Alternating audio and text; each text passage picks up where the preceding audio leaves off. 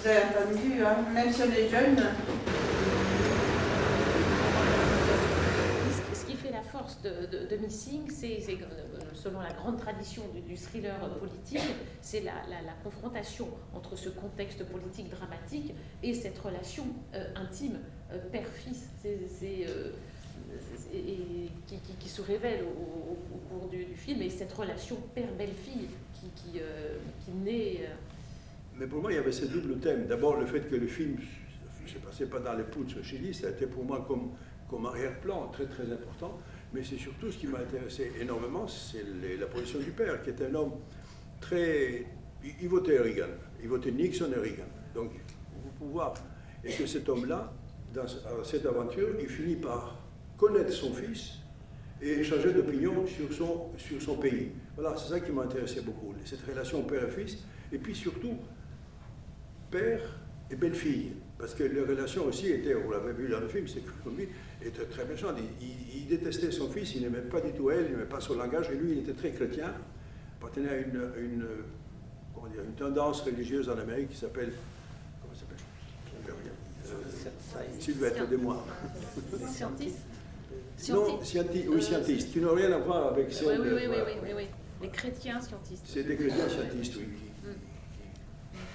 qui croient que, c'est une croyance qui est assez répandue. Ils ont des bureaux, des lieux de prière chaque fois. Il va à un moment donné dans le film à un endroit pour prier. De lecture, voilà.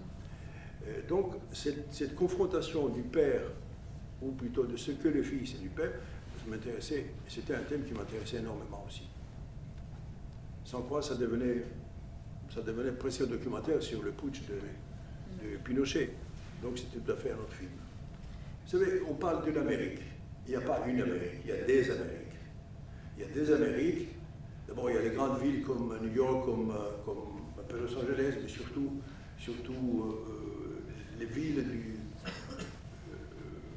Boston, les villes de l'Ouest, de l'Est plutôt, elles sont tout à fait différentes des villes du Texas. Moi, je fais un film qui s'appelle, en français, Le main droite du diable. Donc, j'ai eu l'occasion, par la suite, beaucoup plus tard, de voyager partout en Amérique. Et il y a l'Amérique profonde, qui est tout à fait différente. D'ailleurs, probablement celle qui vote en ce moment Trump. Voilà. Donc, il y a des Amériques. Donc, les gens d'Universal, le patron à l'époque, qui s'appelle Wasserman, c'était un démocrate. C'était très près de Kennedy. Donc, ces deux Amériques, ils sont très souvent en grande contradiction. Vous pouvez le voir en ce moment, entre elle et Mme Clinton et puis Trump. Donc, c'est l'autre Amérique qui me l'a proposé.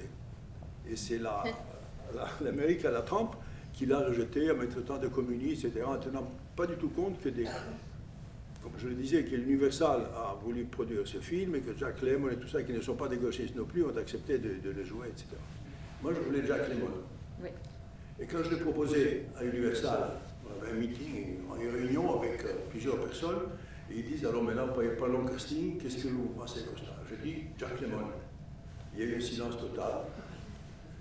Et le patron me dit, Ned Tannen, me dit, mais que ça, on fait du comique dans notre film? Je n'ai pas vu le scénario. Je dis, non, c'est un grand acteur. Il a fait des films comme, par exemple, L'appartement, oui. Comme Save the Tiger, Sauver le tigre, on l'appelait en français, n'est-ce pas? Très beau film aussi. Je dis, ils ont beaucoup C'était La Garçonnière, le premier. Ils voulaient Gene Hackman. J'ai dit, Gene Hackman, dans une scène comme celle avec l'ambassadeur, il sent que l'ambassadeur lui ment, il va lui casser la gueule. Donc j'ai essayé précisément de tourner dans les conditions que je tournais en France. D'abord, la script girl, c'était une Française, le chef opérateur, c'était un Français, le montage, c'était des Français, la caméra, c'était des Français, donc il a fallu que les Américains acceptent cela. Voilà. Et ils l'ont accepté. Non, ce que m'ont dit les Chiliens, bien plus tard, c'est que, surtout quand je suis allé là-bas à le présenter, des années plus tard, ils m'ont dit que beaucoup, ils avaient vu le film, parce que de l'Amérique, on leur envoyait des VHS, Walt Disney, avec les couvertures Walt Disney et autres films, et dans lesquels il y avait Disney. Donc ils faisaient des petites soirées chez eux, avec les copains, et on présentait le film.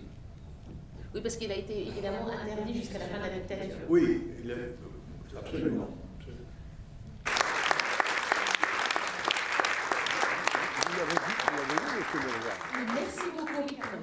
retrouve Francis Camillo